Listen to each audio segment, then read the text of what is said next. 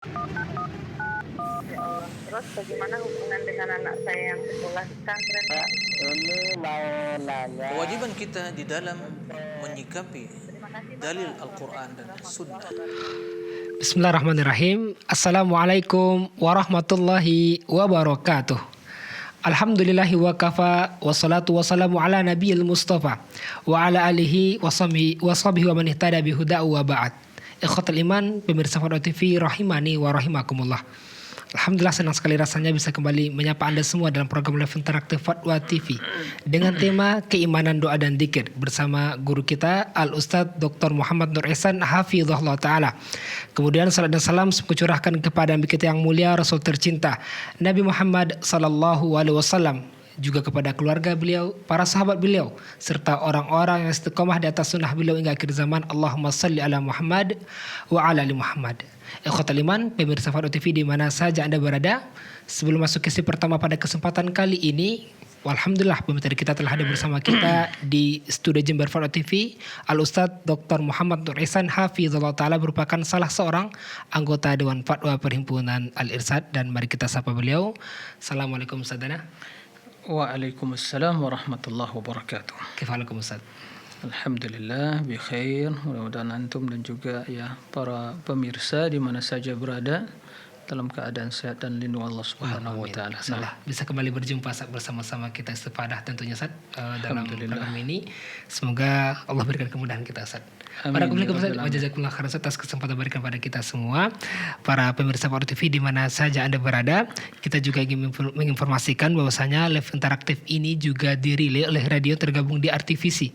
Di antaranya Radio Bimbas Yogyakarta, Radio Sahabat Tegal Jawa Tengah, Radio MD FM Probolinggo, kemudian Radio Hang FM Batam, lantas Radio Amuba Pangkal Pinang, Radio Sago FM Sumatera Barat, kemudian Radio Gema FM Bontang, Radio Tuah FM Riau, dan Radio Mas FM Sragen. Kita ucapkan terima kasih wa jazakumullah khairan.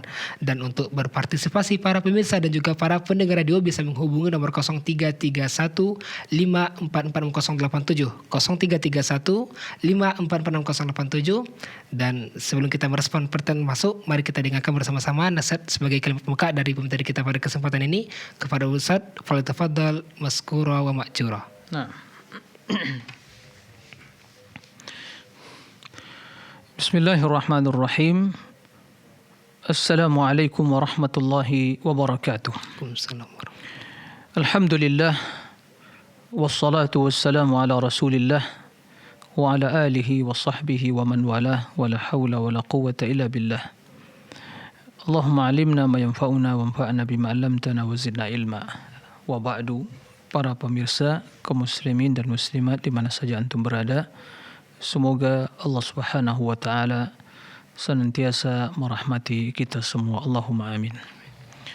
Para pemirsa rahimakumullah, sekarang kita berada di tanggal 24 Sya'ban. Kurang lebih 5 atau 6 hari Ramadan pasti datang. Tapi tidak seorang pun yang bisa memastikan bahwa dia akan bersua dengan Ramadan. Oleh karena itu yang menjadi pertanyaan, apa yang telah kita lakukan dalam rangka mempersiapkan diri menyongsong kedatangan Ramadan? Dan bagaimana kondisi dan keberadaan kita? Apakah kita masih terlena? Apakah kita masih dalam keadaan lalai? Atau sampai sekarang kita belum siap untuk bersua dengan Ramadan? Oleh karenanya seorang hamba yang ingin meraih kemuliaan dan kebahagiaan dan bisa memaksimalkan ibadah bila Allah memberikan kemudahan baginya untuk bersua dengan Ramadan, maka hendaklah dia mempersiapkan diri. Yang pertama yang harus dipersiapkan adalah introspeksi diri kita. Mari bersihkan hati dari berbagai penyakit hati, terutama riya, kesyirikan, sehingga hati yang tulus menghadap Allah untuk beribadah di bulan yang penuh berkah. Oleh karena itu, mari kita bertaubat kepada Allah Subhanahu wa taala taubatan nasuha. Yang kedua, mempersiapkan diri dengan bekal ilmu agama.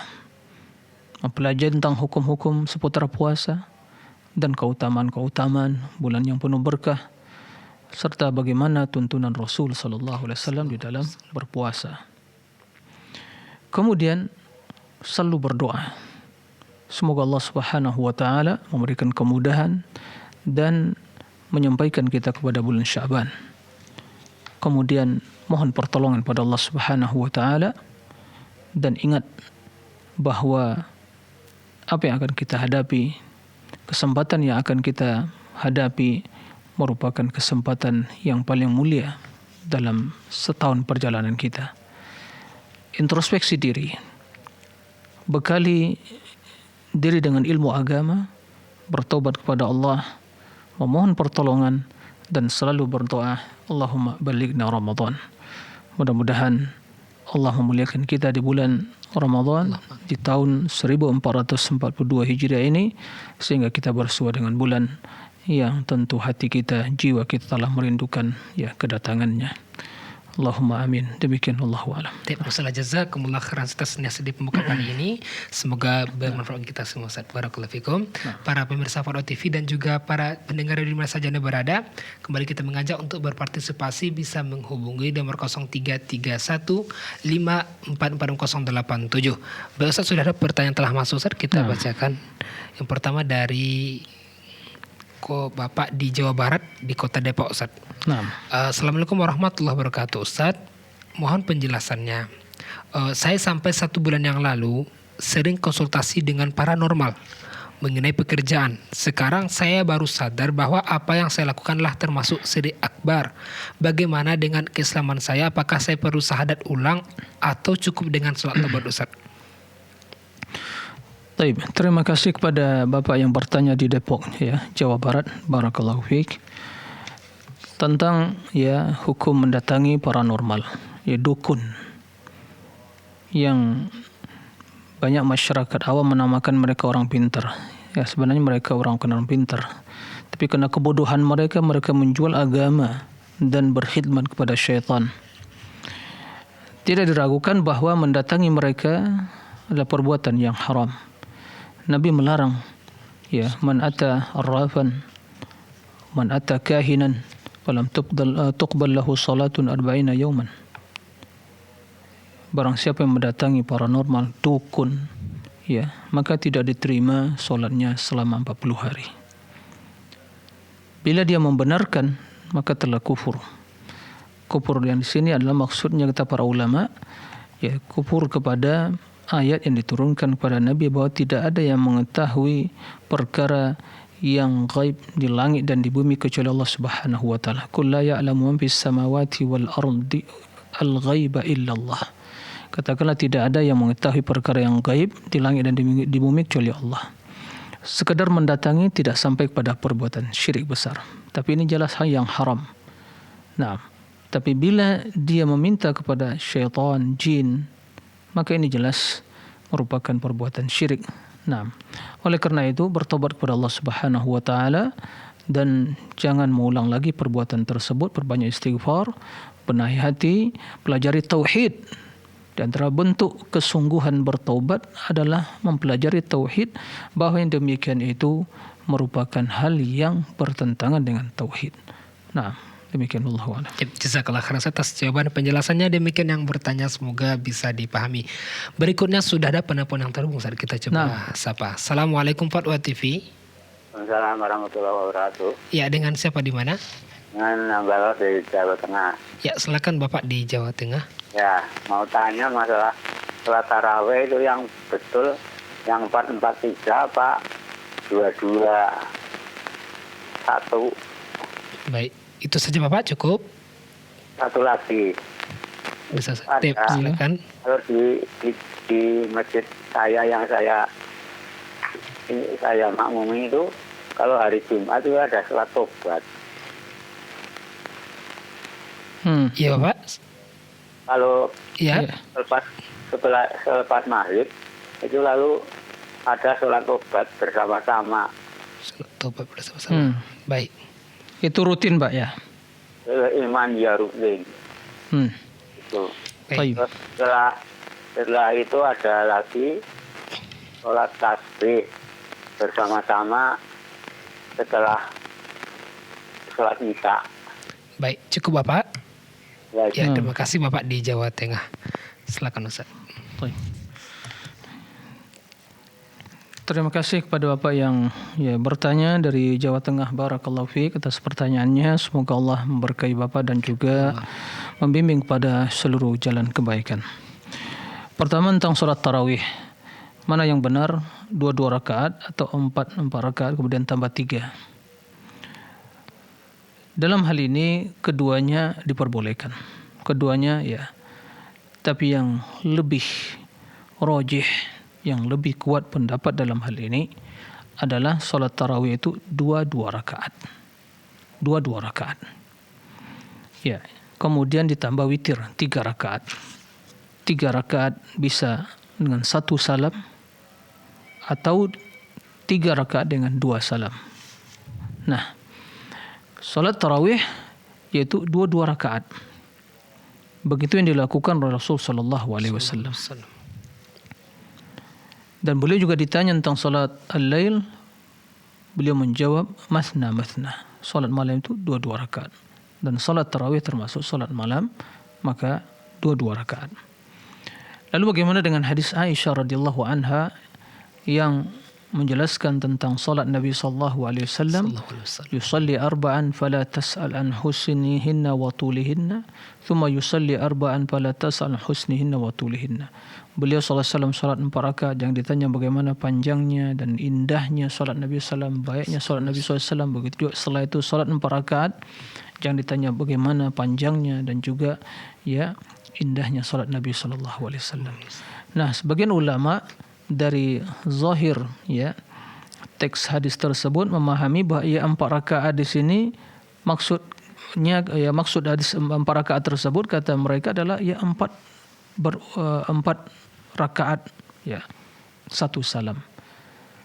Nah, sesungguhnya yang rajih, yang kuat dari penafsiran 4 rakaat tersebut adalah 2 rakaat kemudian ditambah 2 rakaat. Jadi tidak ada jeda waktu antara 2 rakaat pertama dengan 2 rakaat kedua, kemudian setelah 4 rakaat baru sholat istirahat. Itu yang sahih dan penafsiran hadis tersebut. Maka yang lebih kuat, yang rajih adalah 2 rakaat. Kalaupun ada dari saudara kita yang melakukan 4 rakaat sekaligus, maka kalau memang itu pemahaman dia, jangan diingkari. Nah, tapi saya secara pribadi dan kita melihat juga para ulama memilih pendapat yang lebih kuat tadi, yaitu 2 rakaat kemudian tambah 3, yaitu witirnya.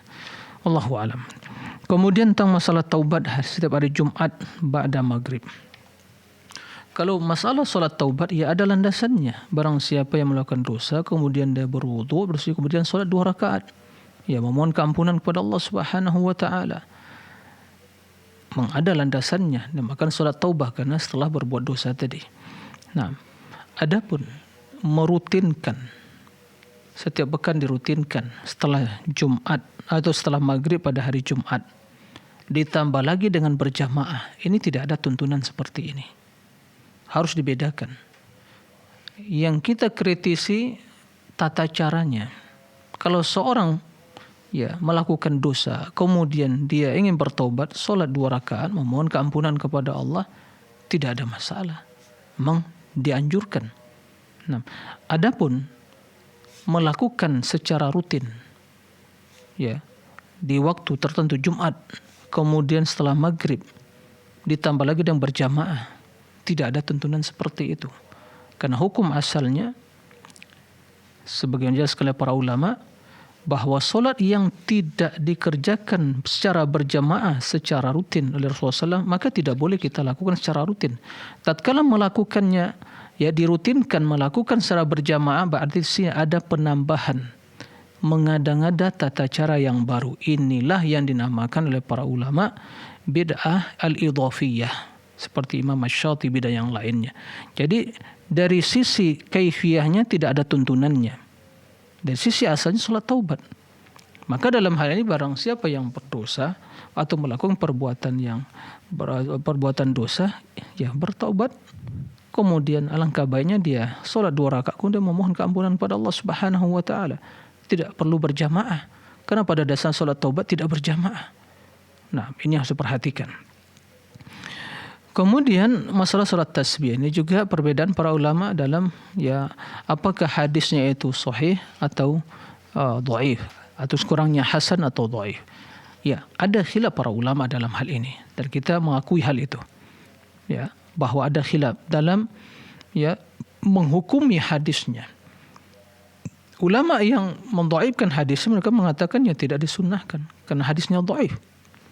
Tapi ada ulama yang menghasankan mereka mengatakan ya disunnahkan dan itu pun ya bukan dilakukan secara rutin seperti solat ya 5 waktu atau solat yang lain yang dirutinkan melakukannya tidak dan juga tidak dilakukan berjamaah. Nah, tatkala melakukan dirutinkan kemudian dilakukan secara berjamaah ini telah menambah mengada-ngada tata cara dalam pelaksanaannya dan ini jelas tidak sesuai dengan sunnah. Maka kalaupun seorang berpegang kepada hadis yang dihasankan oleh para ulama tentang solat tasbih tadi, ya lakukan mungkin ya sekurang-kurangnya ya seumur 1 kali seumur hidup. Ya. Tapi merutinkan setiap pekan solat tasbih, tambah lagi berjamaah, ditambah lagi mungkin bacaan-bacaan yang lain ya yang tidak ada tuntunannya, maka ini jelas tidak dibenarkan karena tidak sesuai dengan tuntunan Rasulullah SAW. Ini penting dipahami ya bagaimana tata cara dan kaifiyah dalam kita melaksanakan solat-solat sunnah, baik itu dilakukan secara individu atau berjamaah. Kalau solat tarawih ya sunnahnya berjamaah. Nah, bahkan solat tahajud kalau dirutinkan secara berjamaah tidak sesuai dengan sunnah.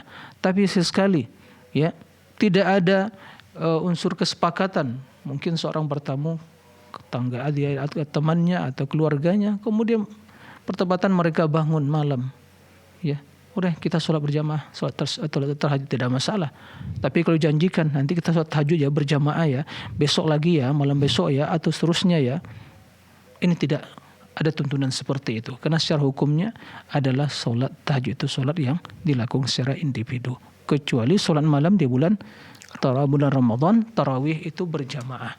Sebagaimana dilakukan Nabi SAW malam pertama, kedua dan ketiga. Dan itu juga dilakukan di zaman Umar bin Khattab, Ubay bin Ka'ab menjadi imam dan juga dilakukan para khulafa setelah beliau. Nah, demikian Allah.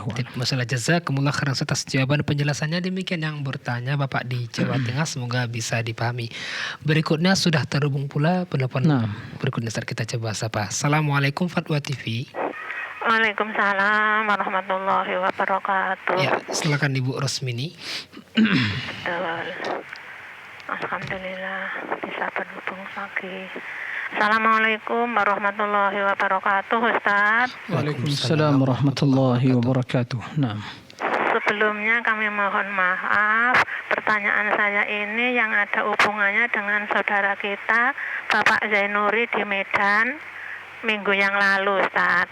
Karena saya belum paham, kami mohon, saya akan membacanya, mohon Ustadz nanti membetulkannya apabila semua itu kurang betul karena kemampuan saya terbatas.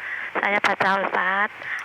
Bismillahirrahmanirrahim. Allahumma ini ngabek duka beknu ngabek dika beknu amadik nasihati bihadik mati fiya hukmuk ngadilum fiya kodouk as'aluka bikul ismi huwalaka samaita bihi nafsak au anjaltahu fi kitabik au ngalamtahu akhatam min kholkik au awis tak sarta bihi fingil mil ghaibi ngindak anta ngalal qur'ana robinga kolbi wa nura sadri wa jala huzni wa dabahami. Kami mohon dibetulkan karena ya itu tadi kemampuan kami, dan ini membacanya itu berapa kali dan di waktu kapan, juga apa ada di dalam Al-Quran, Ustaz. Baik, cukup Ibu Rusmini, bisa dipahami. Baik. Terima kasih jawabannya. Ya. Assalamualaikum warahmatullahi wabarakatuh. Waalaikumsalam warahmatullahi wabarakatuh. Silakan Ustaz. Ya, terima kasih kepada Ibu Rusmini ya. Barakallahu fiik. Semoga Ibu dalam keadaan sehat, keluarga dan ya seluruh kaum muslimin di mana saja berada.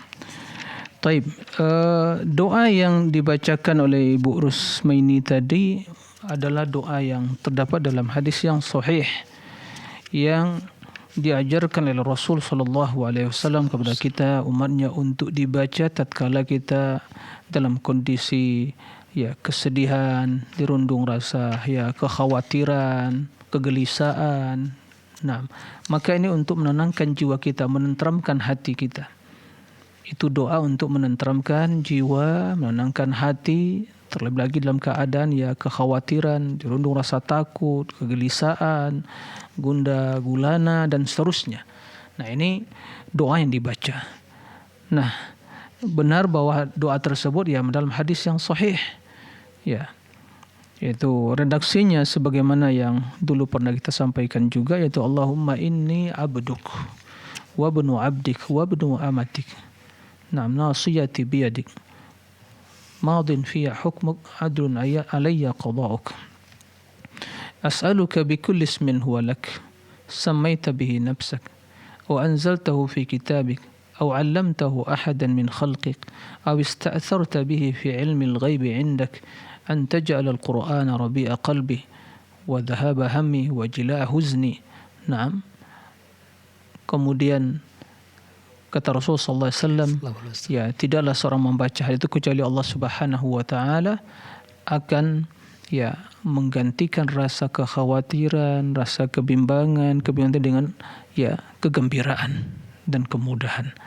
Ini memang doa yang diajarkan Nabi. Para sahabat bertanya, ya apakah harus setiap yang mendengar untuk mempelajarinya? Ya, na'am. Yang bagi liman sami'ahu yata'allamah. Ya, sudah seyogyanya, sepantasnya seorang yang mendengar untuk mempelajarinya. Jadi itu doa tadi, doa untuk ya menenangkan jiwa, menenteramkan hati, ya untuk menghilangkan kesedihan. Yaitu yang artinya, ya Allah, sesungguhnya aku adalah hamba-hambamu dan anak dari hambamu dan juga hamba dari ya budak perempuanmu, yaitu artinya seorang wanita, kita semua dari keturunan Adam dan Hawa. Naam. Kemudian ya as'aluka bikulli ismin huwa lak. Aku mohon kepadamu dengan seluruh nama yang kau miliki. Naam.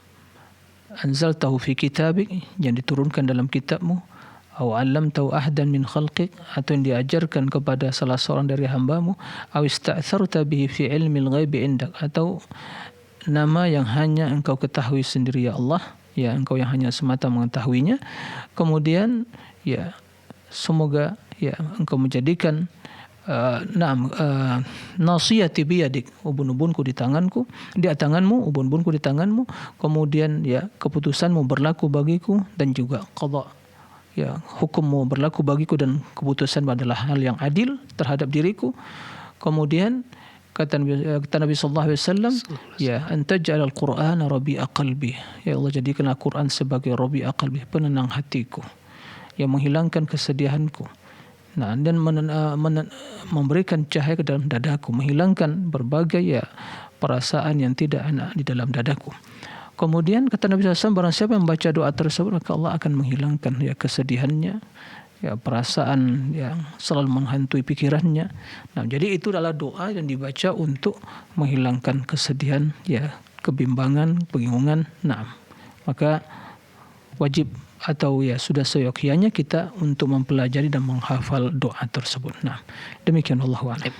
Adapun jumlah berapa kalinya ada ditentukan? Ya, tidak dibatasi. Tidak dibatasi. Itu doa yang kita baca dalam kondisi kita dalam keadaan kesedihan. Ya, seperti itu, dalam keadaan kebimbangan, kesedihan, ya perasaan yang ketakutan yang menghantui diri kita dan juga gundah gulana dan seterusnya. Itu dibaca. Nah, tidak ada batasan jumlah tertentu. Wallahu a'lam. Jazakumullah khairan atas jawaban dan penjelasannya. Demikian Ibu Rosmini yang bertanya, semoga bisa dipahami. Nah, berikutnya sudah terhubung lagi Ustaz. Penelpon selanjutnya kita coba sapa. Assalamualaikum Fatwa TV. Waalaikumsalam warahmatullahi wabarakatuh. Ya, dengan Bapak siapa di mana? Dengan Taufik di Bekasi. Silakan Bapak. Ya. Assalamualaikum Ustaz. Waalaikumsalam warahmatullahi wabarakatuh. Anak kan punya kebiasaan kalau tidur itu hanya memakai kaos dan kolor Ustaz ya. Terus kan sunnahnya itu kita kalau mau tidur kan baca bacaan zikir Ustaz ya. Termasuk doa tidur itu Ustaz. Yang pengen anak tanyakan, bolehkah kita berzikir dalam keadaan hanya memakai kaos dan kolor Ustaz? Dan kemudian juga bolehkah juga zikir pagi sore dalam keadaan hanya memakai kaos dan kolor itu aja Ustaz? Karena pernah juga anak tuh karena pulang dari subuh buru-buru gitu karena buang air Ustaz, jadi itu zikir paginya tuh di rumah Ustaz, boleh Ustaz? Syukran Ustaz. Nah. Barakallahu fiik ya. Terima kasih Pak Taufik di Bekasi. Silakan Ustaz. Baik. Terima kasih kepada saudara Taufik di Bekasi. Barakallahu fiik atas pertanyaannya. Yang sebelum saya menjawab, satu hal yang harus kita tanamkan dalam diri kita bahwa kita beribadah kepada Allah, Rabb yang Maha Agung, yang Maha Mulia. Dan sifat malu tersebut adalah sifat yang harus ditanamkan dalam diri kita.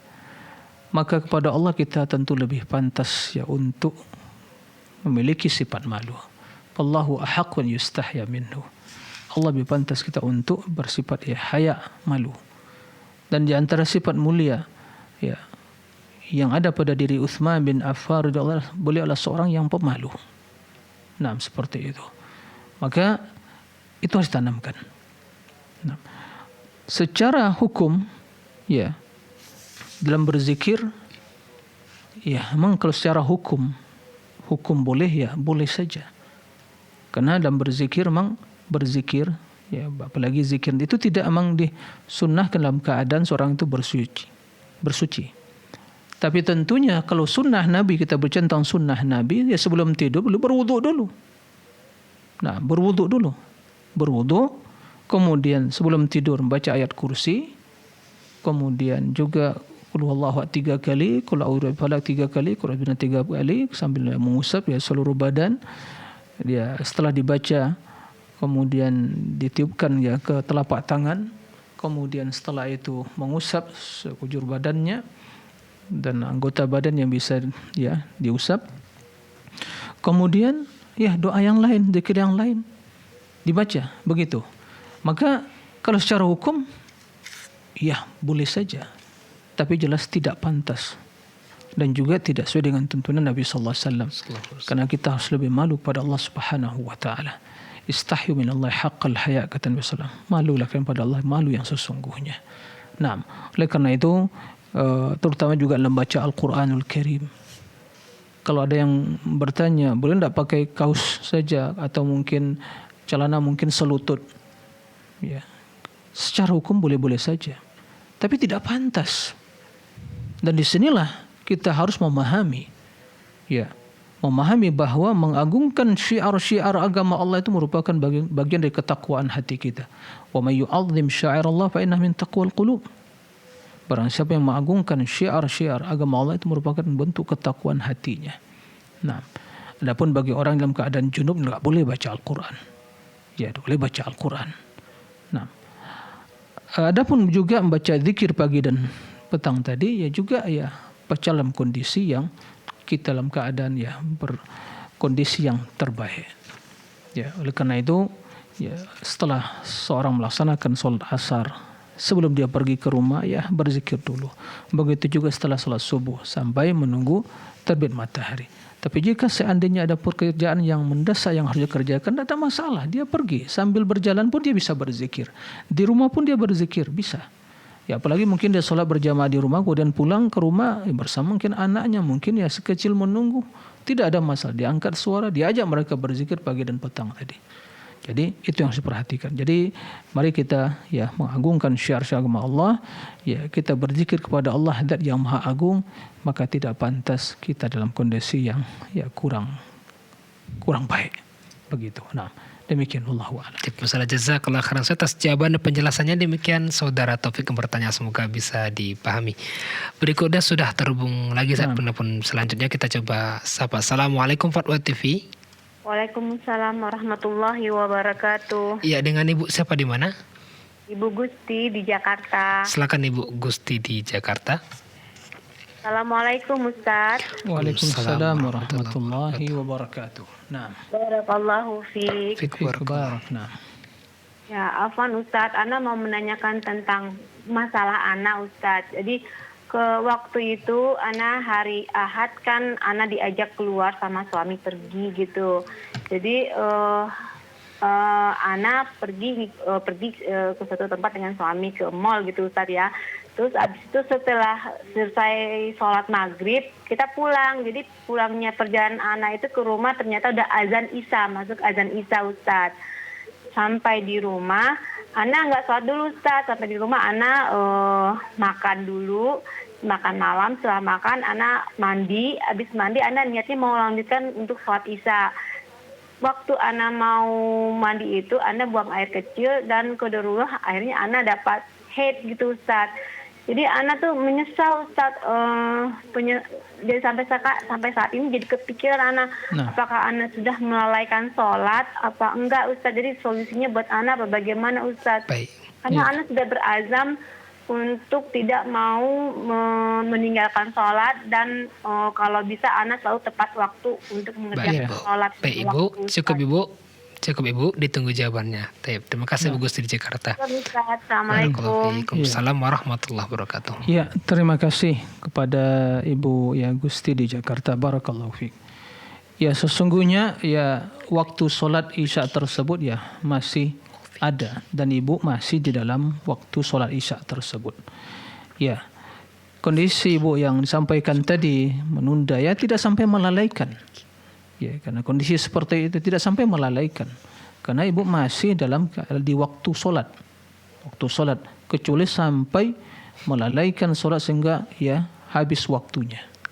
Nah, sementara ya waktunya masih dalam keadaan waktu sholat Isya tadi. Tidak sampai melalaikan. Terlebih lagi tadi alasan yang Ibu sampaikan tadi. Memang wanita tidak wajib berjamaah di masjid. Begitu. Nah, dalam kondisi tadi tatkala waktu sholat Isya telah masuk, kemudian ternyata Ibu ya ke kamar mandi ya untuk ternyata ya mendapatkan ya haid, berarti Ibu tidak boleh sholat. Maka waktu tersebut itu sholat tersebut harus Ibu ganti begitu setelah suci nanti. Ya setelah suci ganti karena Ibu datang haid setelah masuk waktu sholat tadi. Ya, kecuali sebelum waktu sholat Isya tadi datang haid, maka berarti Isyanya tidak wajib. Tapi begitu telah masuk sholat Isya dan Ibu belum sholat, maka sholat tersebut itu kewajiban yang harus diganti nantinya begitu setelah suci. Nah, begitu setelah suci. Nah, demikian wallahu a'lam. Jazakallah khairan atas jawaban dan penjelasannya. Demikian yang bertanya, semoga bisa dipahami. Dan kembali kami mengajak para pemirsa Fatwa TV dan juga para pendengar di mana saja berada untuk bertanya langsung bisa menghubungi nomor 0331 544087. Baik, kita coba bacakan soal berikutnya Ustaz dari media sosial ini dari hamba Allah di Riau Ustaz, Kota Pekanbaru. Bismillah Ustaz. Ana termasuk yang sering mengucapkan bismillah kalau dalam melakukan sesuatu atau mau melakukan sesuatu. Tapi begini Ustaz, terkadang terpikir atau berpikiran terlalu berlebihan atau bid'ah gitu Ustaz, takutnya Ustaz. Dalam mengucapkan bismillah, contoh yang dilakukan adalah pas mau masuk ruang tamu, keluar ruang tamu dan sebagainya Ustaz. Bagaimana sebenarnya Ustaz? Baik. Terima kasih ya kepada saudara yang bertanya di Riau. Tidak diragukan bahwa memulai suatu pekerjaan yang mulia, yang baik, bahkan yang mubah ya, itu dianjurkan kita untuk memulai dengan menyebut nama Allah, bismillah. Karena dalam kalimat bismillah itu adalah ya terdapat permohonan ya, mohon pertolongan kepada Allah. Dan juga dengan demikian amalan tersebut akan mendapatkan keberkahan. Nah, oleh karena itu Dan sebagian hadis sebutkan kendati ya mungkin secara sanad dikritisi oleh para ulama, tapi dengan kumpulan riwayatnya ya hadis yang hasan, yaitu kullu amrin tibalin la yubda'u fi bi dzikrillah fa huwa aqta. Setiap perkara yang baik yang tidak dimulai dengan bi dzikrillah, dengan zikir kepada Allah, dan segala dengan bismillah, maka itu terputus, hilang ya keberkahannya. Maka dalam hal ini, begitu kita memulai pekerjaan bismillah. Kita mungkin menulis, membaca bismillah, mau makan kan begitu. Tidak ada masalah ya. Tapi dalam setiap seperti tadi, begitu masuk kamar bismillah, keluar kamar bismillah. Sementara untuk masuk kamar dengan keluar kamar dengan bismillah tawakkaltu 'ala Allah. Seperti itu, bismillah tawakkaltu 'ala Allah. Begitu masuk kamar atau rumah baca assalamualaikum. Seperti itu. Maka dalam hal ini yang lebih utama tentunya kita menempatkan setiap bacaan tadi pada posisinya. Mudah-mudahan tidak sampailah sikap berlebihan seperti itu, tapi yang lebih utama bahwa bacaan-bacaan zikir tersebut diucapkan pada waktu dan tempatnya sebagaimana dituntunkan Nabi Shallallahu Alaihi Wasallam. Demikian Allah. Masya Allah. Ustaz jazakallah khairan. Sampai di sini beliau sampaikan masuk kamar mandi beliau baca bismillah. Ya, tidak ya, baca kamar mandi tidak. Makanya tadi sampaikan tempatnya masuk kamar mandi baca doa masuk kamar mandi. Allahumma inni a'udzubika minal khubuthi wal khaba'ith. Keluar baca ghufranak, begitu. Adapun begitu kita makan baca bismillah, minum baca bismillah. Seperti itu. Jadi ada tempat-tempatnya. Itu yang harus diperhatikan. Masalah jazakallah khairan. Demikian yang bertanya, semoga bisa dipahami. Berikutnya kita bacakan soal dari Ibu Sriyatun di Jambi, Ustaz. Ustaz beritahu saya doa ketika anak atau keluarga mau pergi. Biasanya mereka mengatakan hati-hatina atau selamat jalan. Bagaimana, Ustaz? Ya. Terima kasih kepada yang bertanya dari Jambi barakallahu fiik. Jadi doa berpergian itu doa dalam bersafar. Ini penting sekali untuk kita ketahui dan diamalkan. Apalagi kita sering mungkin terpelengkan begitu, atau mungkin safar, baik bersabar untuk yang mubah atau untuk yang disunnahkan atau yang diwajibkan, maka kita membaca doa. Nabi kita telah mengajarkan. Nabi kita telah mengajarkan bagaimana doanya. Bagi seorang yang ingin berpergian, maka yang berpergian mengucapkan kepada yang ditinggalkan, astaudi'akumullah allati la tadhi'u wada'i'u. Aku titipkan kalian kepada zat yang tidak akan pernah hilang titipannya. Kepada siapa? Allah Rabbul Alamin. Bagi mereka yang ditinggalkan mengucapkan kepada yang pergi, astaudi'akumullah dinakum wa amanatakum wa khawatima amalikum. Zawadakumullahu taqwa haitsu ma kunt. Aku juga titipkan kalian, amanah kalian. Amanatakum wa dinakum wa amalakum. Astaudi'akum dinakum wa amanatakum wa khawatima amalikum. Amanah kalian, agama kalian, juga penutup amalan kalian kepada Allah Subhanahu wa taala. Semoga Allah memberikan kemudahan, yasal khairah haitsu ma kuntum. Diberikan kemudahan dan ketakwaan. Itu yang kita baca. Jadi kita titipkan kepada Allah. Dan bila kita titipkan kepada Allah, terserahkan pada Allah, akan menjaga.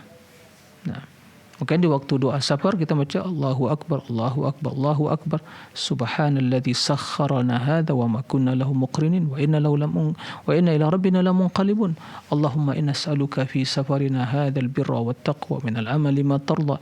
Allahumma hawwin alaina safarana hadza wa atwi 'anna bu'da. Allahumma antas sahibu fil safar wal khalifatu fil ahl. Ya Allah, Engkau lah yang menemani kami dalam perjalanan dan juga sebagai khalifah yang menjaga keluarga yang kami tinggalkan. Subhanallah dalam Islam. Jadi pada kita mengucapkan kalau hanya sekedar hati-hati setelah mengucapkan doa tadi tidak ada masalah. Tapi kalau doa enggak ucapkan, hanya hati-hati saja, ini kurang tepat. Padahal doanya diajarkan Nabi SAW luar biasa. Jadi mari kita tanamkan kecintaan kepada Nabi, kemudian berusaha untuk menanamkan sunnahnya.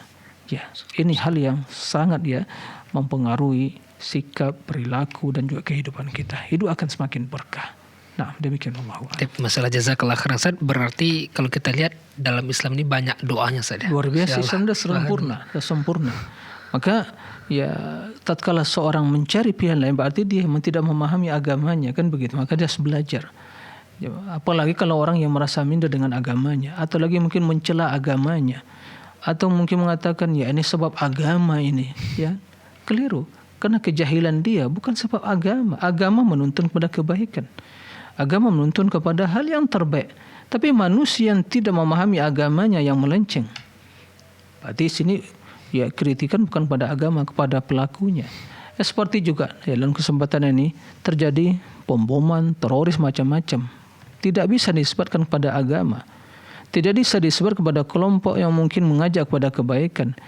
Yang salah adalah pelaku itu.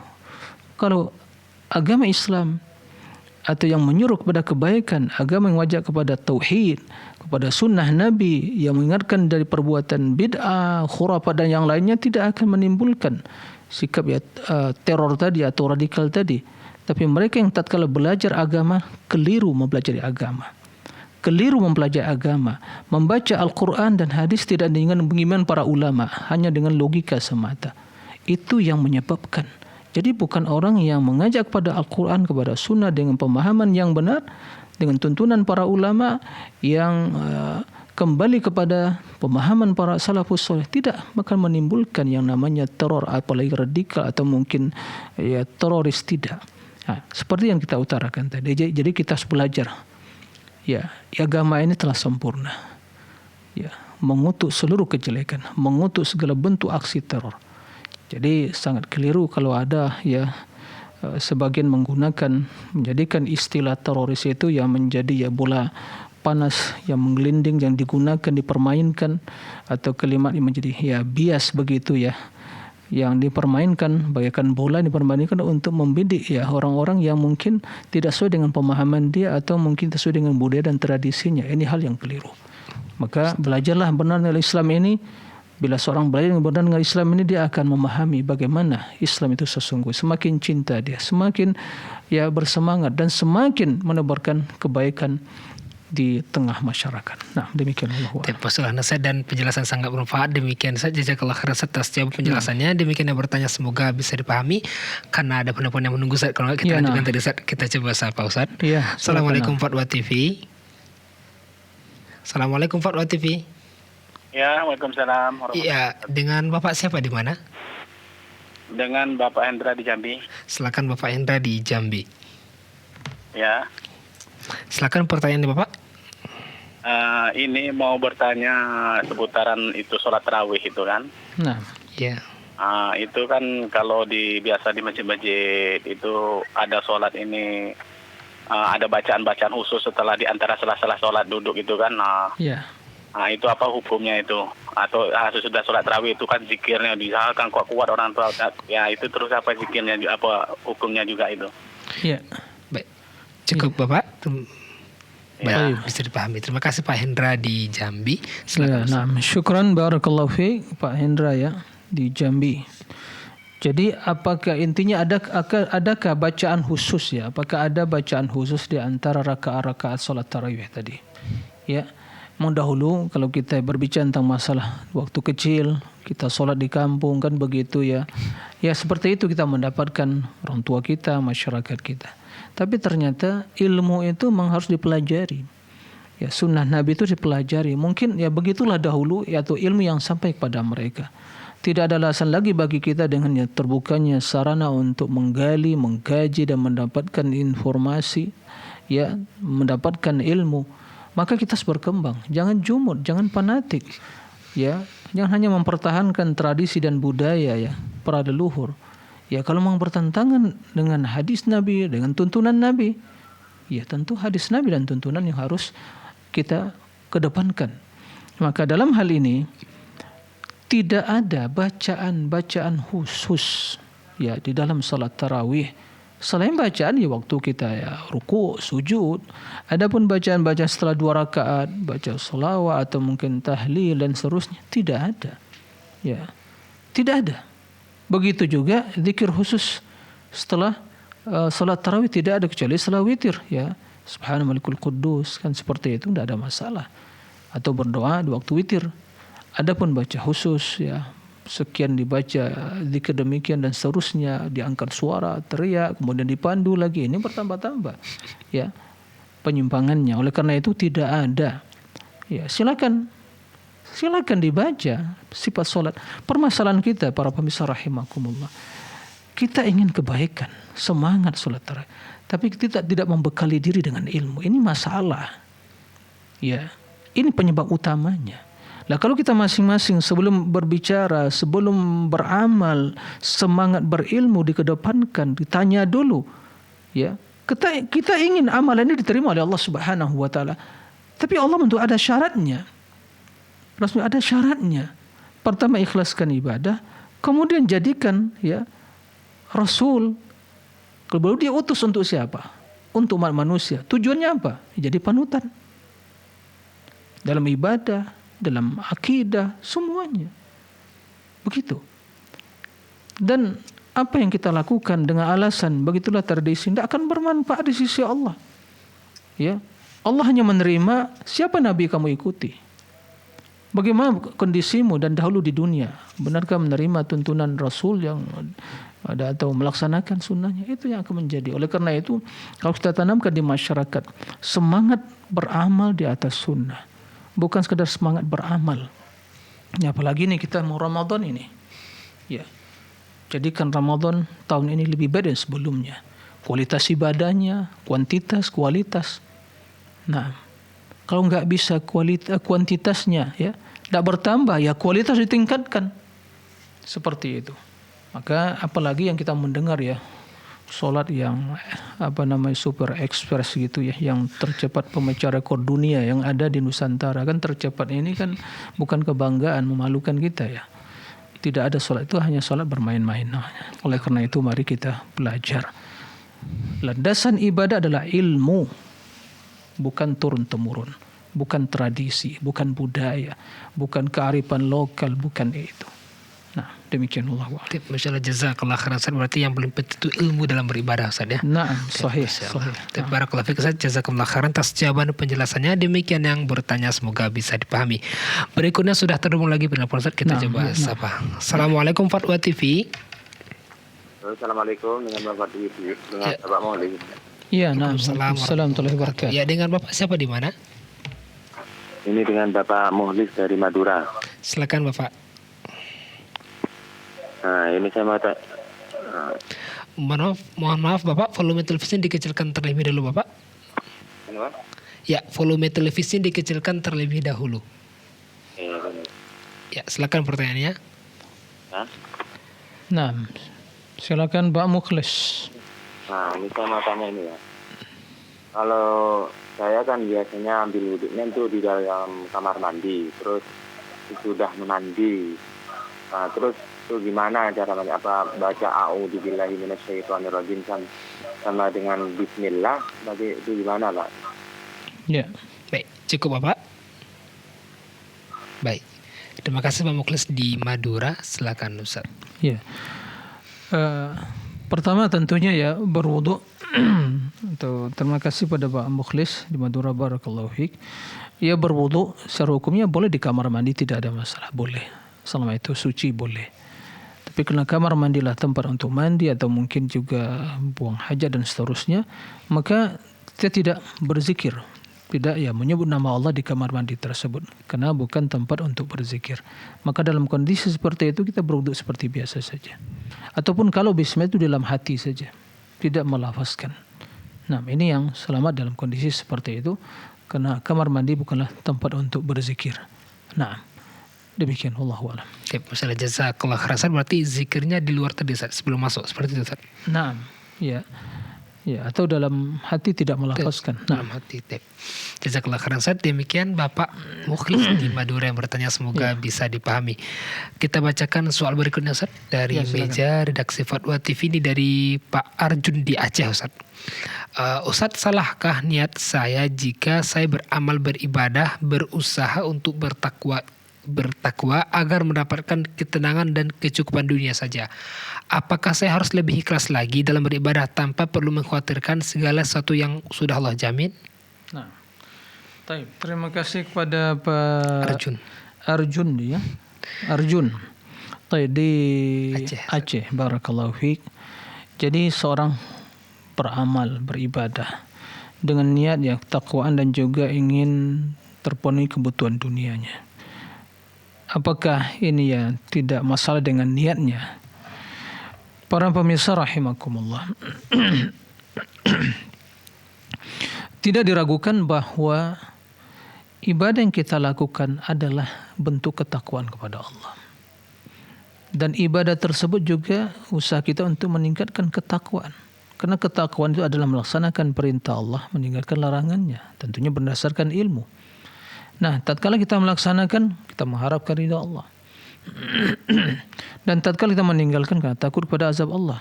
Itulah takwa. Dan begitu seorang telah bertakwa, maka dia akan mendapatkan janji Allah. Apa janjinya? Berikan kemudahan dalam urusan dia dan juga dalam urusan dunianya. Kebutuhannya dicukupkan Allah Subhanahu wa taala. Makanya Allah mengatakan, "Wa may yattaqillaha yaj'al lahu makhraja wa yarzuqhu min haitsu la yahtasib." Barang siapa yang bertakwa kepada Allah, itu Allah berikan kemudahan baginya. Jalan keluar dalam menghadapi berbagai problema, ya solusi dalam kehidupannya. Kemudian diberi rezeki dari arah yang tidak dia duga. Jadi kita yakin dengan keimanan kita, ketakwaan kita kepada Allah akan memberikan kemudahan. Maka secara otomatis itu telah terpenuhi. Nah, maka dalam hal ini niat utama kita ya beribadah kepada Allah, tulus beribadah kepada Allah. Dan bila seorang beribadah, beramal soleh, Allah akan berikan kehidupan. Man amila salihan min dzakarin aw untha fa huwa mu'min falanuhyiyannahu hayatan thayyibah wa lanajziyannahum ajrahum bi ahsani ma kanu ya'malun. Orang yang beramal soleh dari kalangan dan dia wanita, laki dan wanita dalam keadaan beriman, akan kami berikan kehidupan yang baik kepadanya. Nah, dan akan kami beri balasan yang lebih baik lagi dari amal mereka kapan di akhirat. Nah, wa may yattaqillaha yaj'al lahu min amrihi yusra. Barang siapa yang bertakwa kepada Allah akan dimudahkan urusannya. Nah, permasalahan kita ini yang aneh bin ajaib dalam kehidupan kita.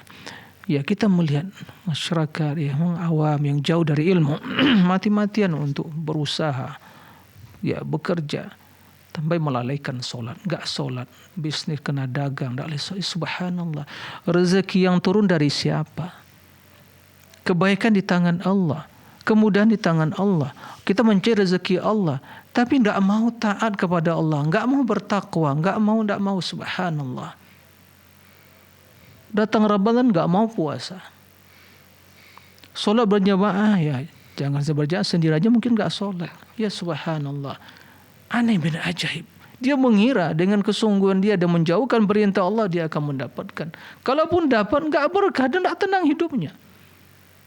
Ini yang aneh. Oleh karena itu, kunci-kuncinya itu harus kita miliki. Takwa kepada Allah, dekatkan diri kepada Allah, beramal. Allah akan berikan kemudahan. Apalagi dalam kondisi ya kesulitan seperti yang kita alami sekarang ini. Nah, oleh karena itu, kaum muslimin, para pemirsa, mari kita tingkat iman dan takwa. Niscaya Allah, janji Allah tidak akan mungkir janji. Kita yang tidak menepati janji kita dan tidak memperbaiki hubungan kepada Allah, ya balasan sesuai dengan kondisi iman dan ketakwaan kita. Nah, ini yang harus diperhatikan. Allahu a'lam. Ya, masalah jazakallah khairan atas jawaban penjelasannya serta nasihatnya, semoga bermanfaat kita semua. Demikian yang bertanya, semoga bisa dipahami. Kita bacakan soal berikutnya, Ustaz. Nah, silakan. Ini dari Bapak Syahril di Jawa Barat, Kabupaten Sukabumi, Ustaz. Ustaz, bagaimana cara kita bergaul di tengah masyarakat yang masih melakukan kesyirikan dan amaliyah yang tidak ada contohnya? Nah, yang dengan keterbatasan ilmu kita yang baru belajar tidak mampu mengingkari dan menyelisihi mereka karena ketidaksiapan kita mengambil risiko yang mungkin bisa diterima. Ya. Baik. Terima kasih kepada Pak Syahril ya. Barakallahu fiik. Dalam hal ini Nabi SAW menjelaskan, idza ra'a minkum munkaran falyughayyir bi yadihi fa illam yastati' fa bi lisanihi fa illam yastati' fa bi qalbihi wa dzalika adhaful iman. Ya, barang siapa yang melihat kemungkaran, ya, maka ingkari dengan tangannya. Ini bagi mereka yang memiliki kemampuan merubah, ya, mengingkari langsung. Jika tidak, dengan ucapan, memberikan peringatan, menasihati orang melakukannya agar dia bertaubat. Jika tidak mampu, maka dengan hati, mengingkar dengan hati. Ya. Tidak ada seorang pun yang bisa, ya, memaksa apa yang ada di hati. Nah, maka itulah yang iman yang paling lemah. Maka jika seorang tidak mampu, karena mengingkari suatu kemungkaran tidak boleh menimbulkan kemungkaran yang lebih besar. Para ulama menyebutkan bahwa mengingkari kemungkaran ada dengan ma'ruf, jangan sampai dengan mungkaran. Bila mengingkari suatu kemungkaran menimbulkan kemungkaran yang lebih besar, maka tidak diperbolehkan. Begitu juga bila mengajak kepada suatu kebaikan menimbulkan kemungkaran yang lebih besar, juga tidak diperbolehkan. Nah, ini harus diperhatikan. Maka dalam kondisi seperti itu, jika seorang tidak mampu, ya pertahankan imannya. Ya, apalagi mungkin dengan minimnya ilmu, pertahankan imannya, membenci perbuatan, jangan ikut-ikutan. Jangan ikutan, Ustaz gak enak dikucilkan. Sekarang mau mendapatkan ridha Allah atau keridhaan manusia. Barang siapa yang melakukan suatu amalan untuk membuat, ya, untuk mendapatkan ridha manusia, Allah akan murka dan Allah jadikan orang manusia murka kepadanya. Tapi barang siapa yang melakukan suatu amalan yang tidak disangil manusia tapi untuk mendatangkan ridha Allah, Allah akan menjadikan manusia, ya, akan ridha kepadanya. Karena hati manusia di tangan Allah. Oleh karena itu, masing-masing akan, ya, mempertahankan, menyelamatkan dirinya. Kalaupun diikuti, mereka tidak bisa menyelamatkan. Ya, maka jangan ikut-ikutan. Nah, waspada. Praktek-praktek perbuatan syirik atau perbuatan bidah, waspada. Selamatkan diri kita. Pegang agama. Ya, mau disebut atau diklaim sama orang ini ya terlampau ekstrim beragama, enggak ada. Urusan bukan kepada kamu, urusan kepada Allah Subhanahu wa taala. Ini prinsip dalam hidup. Kita tidak mengajarkan perbuatan ekstrim. Tapi orang yang, ya, menyematkan, ya, Anda yang keliru. Kalau ini tuntunan Allah dan Rasulnya, Anda katakan ekstrim, ya, radikal dan seterusnya, berarti kalau begitu Rasul dan para sahabat dan seluruh imam mengajak pada kebaikan, berarti radikal dan ekstrim. Kan bagaimana hal, ya, cara berpikir seperti itu? Ya, teori logika yang bagaimana digunakan berpikir seperti itu. Maka di zaman sekarang pegang agama kita. Pegang agama kita. Ya, karena zaman fitnah adalah ujian bagi kita semua bagaikan memegang bara api. Nah, demikian Allahu a'lam. Masalah jazakumullah khairan barakallahu fikum atas jawaban penjelasannya. Demikian yang bertanya semoga bisa dipahami. Mungkin bisa bicarakan soal terakhir dengan ringkas, Ustaz. Nah, ringkas saja, Ustaz. Ini berkaitan dengan hamba Allah, Ustaz. Nama saya terdapat lafaz salah satu Asmaul Husna yaitu Al-Majid. Apakah saya akan menanggung dosa sampai kiamat jika saya tak mengubahnya? Namun bagaimana nanti akte kelahiran, KTP sampai ijazah kuliah saya, apakah sia-sia karena dirubah juga, Ustaz? Baik. Ya, dalam hal ini Rasulullah SAW apabila mendapatkan sahabatnya yang namanya kurang tepat, ya, kurang pas, maka dirubah kepada yang lebih baik. Ya, Al-Majid tidak lakukan bahwa adalah nama Allah Subhanahu wa taala. Apalagi Al-Majid. Tapi kalau sekedar Majid saja, ya, tidak ada masalah. Majid itu yang dihormati gitu. Tapi kalau Al-Majid, yaitu bertambah Al berarti, ya, Asmaul Husna, maka tidak boleh menggunakan Al-Majid. Maka dalam hal ini, ya, dirubah Al-Abdul Majid. Abdul Majid. Nah, jika tidak mungkin Ustaz, sulit, ya, prosesnya panjang semua dari akta, kemudian ijazah SD, SMP, SMA, kuliah semua sulit. Ya, fattaqullaha mastata'tum. Tapi dalam panggilan keseharian katakan, ya, panggil saya Abdul Majid, jangan Al-Majid. Nah, seperti itu. Karena yang melakukan itu, ya, bukan yang punya nama, tapi yang mungkin orang tua yang keliru memberikan nama seperti itu. Ya, semoga Allah mengampuni orang tua kita dan kaum muslimin yang mungkin melakukan suatu kesalahan karena ketidaktahuan mereka. Nah, Allahumma amin. Demikian, wallahu a'lam. Jazakumullah khairan wa barakallahu fikum. Dan merupakan pertanyaan terakhir tanpa terasa bersama-sama kita istifadah. Semoga apa yang disampaikan saat bermanfaat bagi kita semua. Allahumma amin. Jazakumullah khairan. Demikian para pemirsa Faro TV di mana saja Anda berada dapat kami sajikan pada kesempatan ini, dan mohon maaf atas segala kesalahan kekurangan. Akhirnya kami mohon undur diri. Subhanakallahumma hamdika asyhadu an la ilaha illa anta astaghfiruka wa atubu ilaika. Wassalamualaikum warahmatullahi wabarakatuh. Ya Allah. Terus bagaimana hubungan dengan anak saya yang sekolah di pesantren? Ini mau nanya. Kewajiban kita di dalam menyikapi dalil Al-Quran dan Sunnah.